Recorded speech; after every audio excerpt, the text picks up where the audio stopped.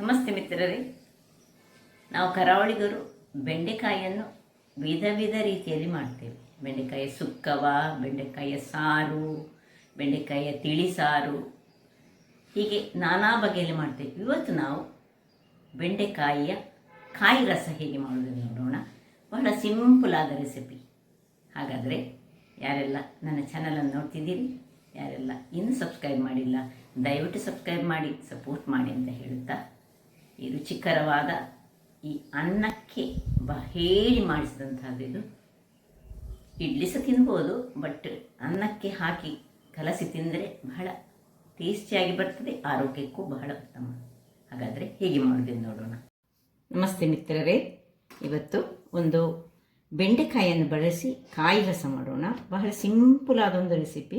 ಬೆಂಡೆಕಾಯಿ ಒಂದು 300 ಗ್ರಾಮ್ಸ್ ಉಂಟು. ಇದರಲ್ಲಿ ನಾನು ಹುಳಿಯ ಬದಲು ಈ ಬಿಂಬುಳಿಯನ್ನು ಬಳಸ್ತಿದ್ದೇನೆ. ನೀವು ಹುಳಿ, ಒಂದು ಸಣ್ಣ ಲಿಂಬೆ ಗಾತ್ರದ ಹುಳಿ ಬೇಕು ನಮಗೆ ಇದಕ್ಕೆ. ಮತ್ತು ಒಂದು ದೊಡ್ಡ ತೆಂಗಿನಕಾಯಿಯಲ್ಲಿ ಅರ್ಧ ಗಡಿಯಷ್ಟು ತೆಂಗಿನಕಾಯಿ, ಅಂದರೆ ಒಂದು ಸಾಧಾರಣ ಒಂದು 100 ಗ್ರಾಮ್ಸ್ ಅಥವಾ 75 ಗ್ರಾಮ್ಸ್ ಸಾಕಾಗ್ತದೆ. ತೆಂಗಿನ ತುರಿ, ಫ್ರೆಶ್ ತೆಂಗಿನ ತುರಿಯೇ ಬೇಕು. ಈ ಕರಿ ಲೀವ್ಸ್ ಮತ್ತು ಕೊತ್ತಂಬರಿ ಸೊಪ್ಪು ಇದ್ದರೆ ಒಳ್ಳೆಯದು, ಇಲ್ಲದಿದ್ದರೆ ಸಹ ನಡೀತದೆ ಕೊತ್ತಂಬರಿ ಸೊಪ್ಪು. ಮತ್ತು ಇನ್ನು ಹೆಚ್ಚಿನ ಸಾಮಾನು ಏನಿಲ್ಲ ಇದಕ್ಕೆ ಒಂದು 5-6 ಬ್ಯಾಡಿಗೆ ಮೆಣಸು. ಒಂದು 5 ಬ್ಯಾಡಿಗೆ ಮೆಣಸು ತೆಗೆದುಕೊಂಡ್ರೆ ಒಂದು ರೌಂಡ್ ಮೆಣಸು, ಊರ ಮೆಣಸು ಅಂತ ತೆಗೆದುಕೊಳ್ಳಿ. ಮತ್ತು ಒಂದು 2 ಚಮಚದಷ್ಟು ಉದ್ದಿನಬೇಳೆ. ಇಷ್ಟು ಬಿಟ್ಟರೆ ಇದಕ್ಕೆ ಇನ್ನು ಸ್ವಲ್ಪ ಹಳದಿ ಬೇಕು. ಈಗ ಮೊದಲಿಗೆ ಒಂದು ಬಾಣಲೆಯನ್ನು ಇಟ್ಟುಕೊಂಡಿದ್ದೇನೆ. ಅದರಲ್ಲಿ ಒಂದು ಲೋಟಗಳಷ್ಟು ನೀರನ್ನು ಹಾಕಿ ಇದನ್ನು ಮುಚ್ಚಿಟ್ಟುಕೊಳ್ತಿದ್ದೇನೆ. ಇದು ಇಲ್ಲಿ ಈ ಬಿಂಬುಳಿಯನ್ನು ಏನು ಮಾಡ್ತಿದ್ದೇನೆ ಹೇಳಿದರೆ, ಇದನ್ನು ತೊಳೆದು ತಂದಿದ್ದೇನೆ ಒಳ್ಳೆ ಚೆನ್ನಾಗಿ. ಈ ಬೆಂಡೆಕಾಯಿ ಸಹ ಹಾಗೆ ನಾವು ಚೆನ್ನಾಗಿ ತೊಳೆದು ಒರೆಸಿಕೊಂಡೇ ಅದನ್ನು ಇಟ್ಕೊಳ್ಬೇಕು. ನೋಡಿ, ಹೀಗೆ ಈ ಬಿಂಬುಳಿಯನ್ನು ಇಷ್ಟಿಷ್ಟು ದೊಡ್ಡದಾಗಿ ಕಟ್ ಮಾಡ್ಕೊಳ್ಳೋಣ. ಎಲ್ಲವನ್ನು ಸಹ ಈ ರೀತಿ ಕಟ್ ಮಾಡ್ತಾ ಇದ್ದೇನೆ. ಎಲ್ಲ ಕಟ್ ಮಾಡಿ ತೋರಿಸ್ತೇನೆ. ಎಲ್ಲ ಬಿಂಬುಳಿಯನ್ನು ಒಂದು 10 ಬಿಂಬುಳಿ ತೆಗೆದುಕೊಂಡಿದ್ದೇನೆ ನಾನು.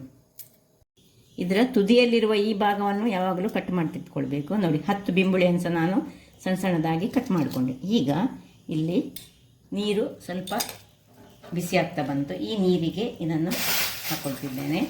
ಸಪೋಸ್ ನೀವು ಹುಳಿ ಯೂಸ್ ಮಾಡೋದಾದರೆ ಈ ಟೈಮ್ನಲ್ಲಿ ಹುಳಿಯನ್ನು ಹಾಕ್ಕೊಳ್ಬೇಕು.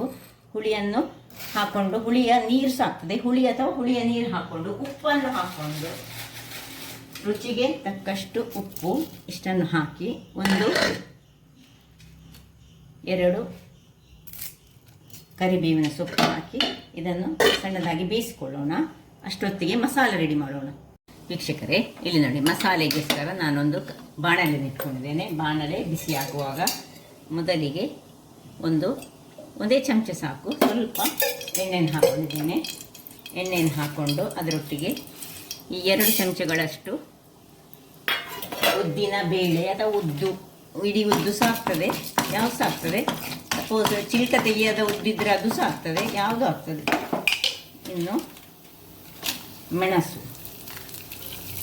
ಇದಕ್ಕೆ ಬೇರೆ ಏನು ಸಾಂಬಾರ ಪದಾರ್ಥ ಹಾಕೊಳ್ಳಿಕ್ಕಿಲ್ಲ. ಇದು ಒಂದು ಸಿಂಪಲ್ ಆದ ಒಂದು ಪದಾರ್ಥ. ಈಗ ಇಷ್ಟಾಗುವಾಗ ಇದಕ್ಕೆ ಸ್ವಲ್ಪ ಕರಿ ಲೀವ್ಸ್ ಇದ್ದರೆ ಕರಿ ಲೀವ್ಸನ್ನು ಹಾಕ್ಕೊಳ್ಬೋದು, ಪರಿಮಳವಾಗಿ ಬರ್ತದೆ. ಕೊತ್ತಂಬರಿ ಸೊಪ್ಪು ಇದ್ದರೆ ಕೊತ್ತಂಬರಿ ಸೊಪ್ಪು ಸಹ ಹಾಕ್ಕೊಳ್ಬೋದು, ಅಥವಾ ಕೊತ್ತಂಬರಿ ಸೊಪ್ಪಿನ ದಂಟು ಸಹ ಹಾಕ್ಕೊಳ್ಬೋದು. ಇಷ್ಟೇ ಇದಕ್ಕೆ, ಬೇರೆ ಏನಿಲ್ಲ. ಸ್ವಲ್ಪ ಫ್ರೈ ಆಗಬೇಕಿದು ಒಳ್ಳೆ.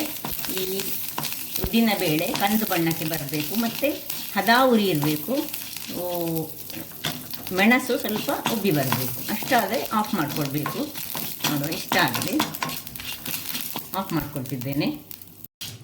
ವೀಕ್ಷಕರೇ, ಇದು ಇಲ್ಲಿ ತಣ್ಣಗಾಗ್ತಾ ಇರುವಾಗ ಇಲ್ಲಿ ನಾನು ಬೆಂಡೆಕಾಯಿಯನ್ನು ಸಣ್ಣದಾಗಿ ನೋಡಿ ಎಲ್ಲ ಒರೆಸಿಟ್ಟುಕೊಂಡಿದ್ದೇನೆ. ಏನು ಇಲ್ಲದಿದ್ದರೆ ಅದು ಸ್ವಲ್ಪ ಲೋಳೆ ಅಂಶವನ್ನು ಬಿಡ್ತದೆ. ಅದರಿಂದಾಗಿ ಎಷ್ಟು ದೊಡ್ಡ ಸೈಜ್ ಬೇಕು ನಿಮಗೆ ಆ ಸೈಜಿಗೆ ಇದನ್ನು ಎಲ್ಲವನ್ನು ನಾನೀಗ ಕಟ್ ಮಾಡ್ಕೊಳ್ತೇನೆ.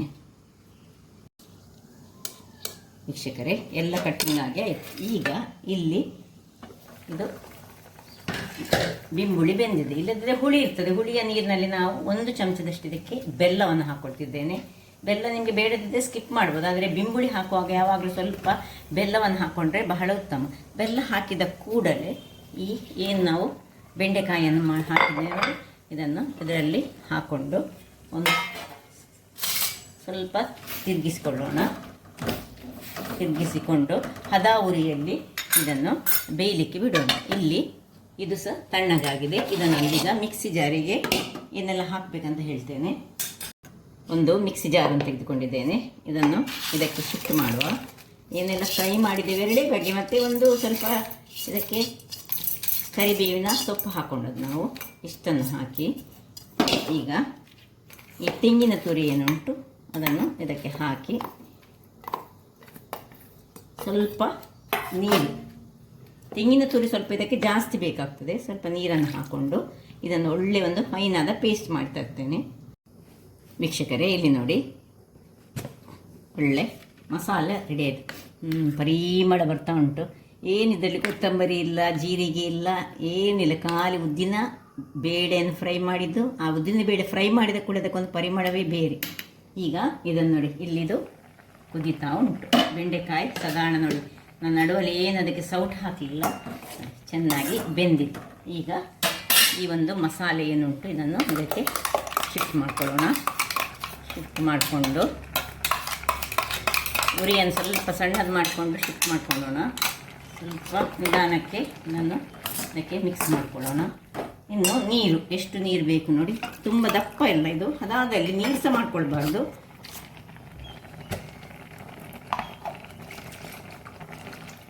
ಕಲ್ಲನ್ನು ನೋಡಿ, ಅಂದರೆ ಒಂದು ಬೇರೆ ಕಲರಲ್ಲಿ ಬರ್ತದೆ. ಅಂದರೆ ಇದಕ್ಕೆ ನಾವು ಹೆಚ್ಚು ಬ್ಯಾಡಿಗೆ ಮೆಣಸನ್ನು ಹಾಕಿದ್ದು ತುಂಬ ದಪ್ಪ ಆಯಿತು. ಸ್ವಲ್ಪ ಇದಕ್ಕೆ ಇನ್ನೂ ಸಹ ಸ್ವಲ್ಪ ನೀರನ್ನು ಸೇರಿಸ್ಕೊಳ್ಳೋಣ. ಸೊ ಎಷ್ಟು ನಿಮಗೆ ಯಾವ ಹದದಲ್ಲಿ ಬೇಕು. ಇದು ಹೆಚ್ಚಾಗಿ ತುಂಬ ನೀರು ಮಾಡಲಿಕ್ಕೆ ಸಹ ಇಲ್ಲ, ತುಂಬ ದಪ್ಪ ಮಾಡಲಿಕ್ಕೆ ಸಹ ಇಲ್ಲ. ಈಗ ಉಪ್ಪಿನ ಹದ ಹೇಗೆ ಉಂಟು ನೋಡ್ಕೊಳ್ಳೋಣ. ಸುಡಿಗೆ ಸ್ವಲ್ಪ ನಾವು ಉಪ್ಪು ಹಾಕ್ಕೊಂಡದಲ್ಲ, ಅದರಿಂದಾಗಿ ಉಪ್ಪು, ಹುಳಿ, ಖಾರ ಎಲ್ಲ ಕರೆಕ್ಟ್ ಉಂಟು ನೋಡ್ಕೊಳ್ಳೋಣ. ಉಪ್ಪು ಸ್ವಲ್ಪ ಚಪ್ಪೆ ಉಂಟು, ಉಪ್ಪನ್ನು ಸ್ವಲ್ಪ ಹಾಕ್ಕೊಳ್ಳೋಣ. ಇನ್ನು ಒಂದು ಒಳ್ಳೆ ಕುದಿ ಬರಬೇಕು. ಇದಕ್ಕೆ ಕುದಿ ಬರುವವರೆಗೆ ವೇಟ್ ಮಾಡೋಣ. ವೀಕ್ಷಕರೇ ಇಲ್ಲಿ ನೋಡಿ, ಒಳ್ಳೆ ಚೆನ್ನಾಗಿ ಕುದೀತಾ ಉಂಟು. ಒಮ್ಮೆ ಇದಕ್ಕೆ ನಾನು ಆಗಲೇ ಸ್ವಲ್ಪ ಹಳದಿ ಪುಡಿ ಹಾಕಿದ್ದೇನೆ, ಆ ಒಂದು ವೀಡಿಯೋ ಸ್ವಲ್ಪ ಸ್ಕಿಪ್ ಆಯಿತು ನಮ್ಮದು ನೋಡಿ. ಇಷ್ಟು ಬೆಂದರೆ ಸಾಕು. ಈಗ ಇಲ್ಲಿ ಟೇಸ್ಟ್ ನೋಡಿ, ಉಪ್ಪು, ಹುಳಿ, ಖಾರ ಎಲ್ಲ ಬಹಳ ಕರೆಕ್ಟಾಗಿ ಬಂತು. ಈಗ ಇದನ್ನೀಗ ಆಫ್ ಮಾಡಿಕೊಂಡು ಇಲ್ಲಿ ನೋಡಿ, ಇದಕ್ಕೊಂದು ಒಗ್ಗರಣೆ ಸಿಂಪಲ್ ಒಗ್ಗರಣೆ. ಈಗ ಒಂದು ತೆಂಗಿನ ಎಣ್ಣೆ ಹಾಕಿದರೆ ತುಂಬ ಉತ್ತಮ ಆಗೋದು ಇದು ನೋಡಿ. 1-2 ಚಮಚದಷ್ಟು ತೆಂಗಿನ ಎಣ್ಣೆ ಹಾಕಿದ್ದೇನೆ. ಇನ್ನು 1 ಚಮಚ ಸಾಸಿವೆ ಹೊಡೆಯುವಾಗ ಇನ್ನು ಕರಿಬೇವಿನ ಸೊಪ್ಪು ಸಾಕು. ಇಷ್ಟ ಆದಮೇಲೆ ಇದನ್ನು ಆಫ್ ಮಾಡ್ಕೊಳ್ಳೋಣ. ಇನ್ನು ಇದಕ್ಕೆ ಬೇರೆ ಏನು ಬೇಡ, ಇದಕ್ಕೆ ಇಷ್ಟೇ ಹಾಕ್ಕೊಂಡು ಮುಚ್ಚಿ ಇನ್ನು ಸರ್ವ್ ಮಾಡೋಣ. ರುಚಿಕರವಾದ ಕಾಯಿ ರಸ ಸಿದ್ಧವಾಗಿದೆ. ಈಗ ಸರ್ವ್ ಮಾಡೋಣ ನೋಡಿ. ಸಿಂಪಲಾಗಿ ಏನು ಬೇಡ, ಇದಕ್ಕೆ ನೀರುಳ್ಳಿ ಬೇಡ, ಬೆಳ್ಳುಳ್ಳಿ ಬೇಡ, ಏನು ಬೇಡ. ಸಿಂಪಲಾಗಿ ಖಾಲಿ ಕೊತ್ತಂಬರಿ ಬೀಜ ಬೇಡ, ಕೊತ್ತಂಬರಿ ಸೊಪ್ಪು ಬೇಕಿದ್ದರೆ ಇದರ ಮೇಲಿನಿಂದ ಈಗ ಹಾಕ್ಕೊಳ್ಬೋದು, ಅದು ಚೆನ್ನಾಗಿ ಬರ್ತದೆ. ಪರಿಮಳ ಇನ್ನೂ ಸಹ ಹೆಚ್ಚುತ್ತದೆ. ಕೊತ್ತಂಬರಿ ಸೊಪ್ಪು ಒಂದು ಔಷಧೀಯ ಗುಣವುಳ್ಳದ್ದು, ಹಾಗಾಗಿ ಯಾವುದಕ್ಕೆ ಸಹ ನೀವು ಯೂಸ್ ಮಾಡಿದರೆ ಸಹ ಅತ್ಯುತ್ತಮ ಅಂತ ಹೇಳ್ಬೋದು. ಎಲ್ಲ ಏನು ಸ್ಕಿನ್ ಪ್ರಾಬ್ಲಮ್ಗಳಿಗೆಲ್ಲ ಈ ಕೊತ್ತಂಬರಿ ಸೊಪ್ಪು ರಾಮಬಾಣ ಅಂತ ಹೇಳ್ಬೋದು. ಹಾಗಾದರೆ ನೋಡಿದ್ರಲ್ಲ ವೀಕ್ಷಕರೇ, ಒಂದು ಸುಲಭ ವಿಧಾನದಲ್ಲಿ ಬೆಂಡೆಕಾಯಿಯ ಕಾಯಿ ರಸ ಮಾಡಿದ್ದೇನೆ. ಹಾಗಾದರೆ ನನ್ನ ಈ ಕುಕಿಂಗ್ ಚಾನಲ್ ನಿಮಗೆ ಇಷ್ಟ ಆದರೆ ಬೋಳೂರು ಸುವರ್ಣ ಚಾನಲನ್ನು ಲೈಕ್ ಮಾಡಿ, ಶೇರ್ ಮಾಡಿ ಹಾಗೂ ಸಬ್ಸ್ಕ್ರೈಬ್ ಮಾಡಿ, ಹಾಗೂ ನನ್ನ ಇನ್ಸ್ಟಾಗ್ರಾಮ್ ಪೇಜನ್ನು ಫಾಲೋ ಮಾಡಿ. ಧನ್ಯವಾದಗಳು.